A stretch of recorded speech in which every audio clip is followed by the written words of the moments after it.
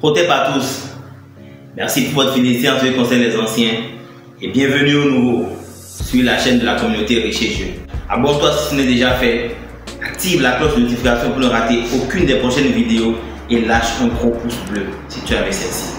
Et j'espère qu'à l'issue de cette vidéo, nous aurons un impact positif dans nos vies financières. En fait, les autostoppeurs ne sont pas au volant. Une des chaînes qui vous empoisonne, piéton, est le fait de confier votre plan financier à d'autres.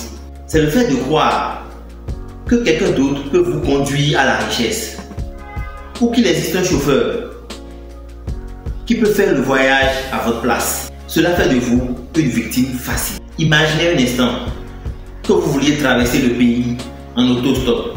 Vous pourriez tomber sur un dérangé qui vous fait faire un détour non prévu. Vous pourriez aussi tomber sur un meurtrier qui, à un niveau du voyage, vous tranche la gorge et jette votre corps dans un fossé. Il y a donc là un pourcentage non négligeable que vous n'arriviez pas à destination. Faire de l'autostop est inefficace et dangereux. Pourtant, le manifeste du piéton est l'autostop. Il place sa confiance dans les autres. Et quand les choses ne vont pas comme il aurait voulu, il attribue la responsabilité aux autres. Vous souvenez-vous des business en ligne où on vous dit que vous allez ramasser 300% ou 400% de votre investissement? Il y a eu particulièrement un business qui a fait vent dans l'Afrique de l'Ouest et s'appelait Top Potentiel. C'était dirigé par le PDG qui s'appelle Pago Sébastien. Plusieurs personnes ont été approchées et ont été convaincus d'investir dedans.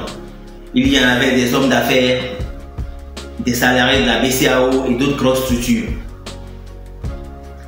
Parmi eux, il y avait une dame qui avait à charge toute seule ses 4 enfants. Et lors des conférences, elle posait des questions qui n'avaient aucune réponse convaincante. Alors, elle s'est abstenue d'investir. Si tu ne fais pas encore partie de la communauté Riche et Jeune, abonne-toi. Active la cloche de notification pour ne rater aucune des prochaines vidéos et lâche un gros pouce bleu si tu as aimé. Quelques années plus tard, une affaire a fait la une des journaux.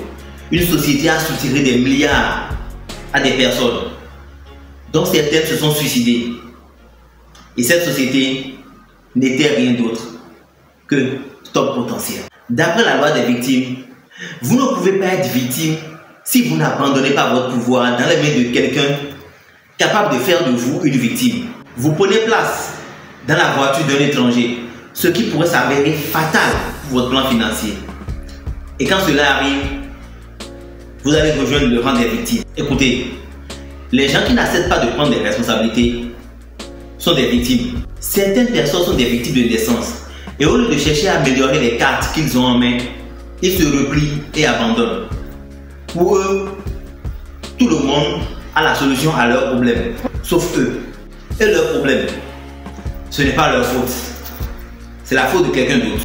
Et au lieu de regarder en eux pour trouver la solution, non, ils regardent autour d'eux pour trouver à qui ou à quoi ils vont pouvoir porter le chapeau. Vous serez donc d'accord avec moi que les victimes sont des piétons qui refusent de prendre le volant de leur propre vie et se sentent toujours seuls contre tous. Ils m'ont licencié. Ils ont changé le contrat. Ils m'ont dupé. Ils ne m'ont pas dit. Ils ont augmenté mon loyer. Ils ont augmenté mon taux d'intérêt. Et systématiquement, aux yeux de la victime, c'est la faute des autres.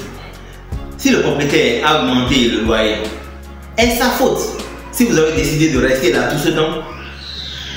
Est-ce sa faute si vous n'avez pas bien lu le contrat de bail? Si votre entreprise décide de vous licencier, est-ce sa faute que vous ayez décidé de rester là ou de travailler là? Vous n'avez pas été forcé à travailler là.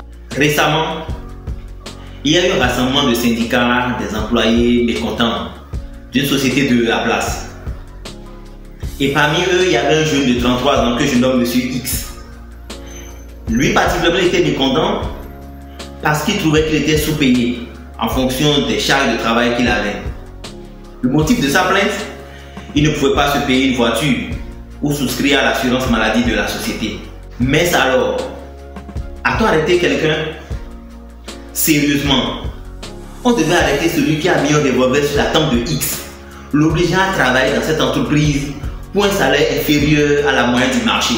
Moi, je pense qu'il faudrait qu'on file une baffe à ce gars. S'il a décidé de travailler là, c'est parce qu'il a bien choisi de travailler pour un salaire aussi bas que ça. X devrait savoir que s'il veut rehausser son salaire, il faudrait qu'il aille à la bibliothèque, se documenter et rehausser sa valeur intrinsèque pour que cette société cesse de lui payer un salaire aussi minable. Personne ne l'a forcé à travailler là. S'il travaille là, c'est parce qu'il a choisi de travailler là. Il faudrait qu'on soit sérieux parfois. Vous voyez, quand un conseiller financier vous garantit un taux de 14% sur un certificat de dépôt bancaire et que vous découvrez plus tard que c'était une arnaque, c'est votre faute. Vous n'avez pas été scrupuleux. Vous n'avez pas fait de recherche. Vous avez ignoré la petite voix qui vous disait qu'il y a quelque chose qui clochait. Vous êtes une victime simplement parce que vous n'avez pas fait ce que vous auriez dû faire. Alors, pour éviter d'être une victime, pour éviter d'être un piéton, commencez par prendre vos responsabilités et ensuite assumez-les. Merci d'avoir suivi cette vidéo. Ton pouvoir, ton choix.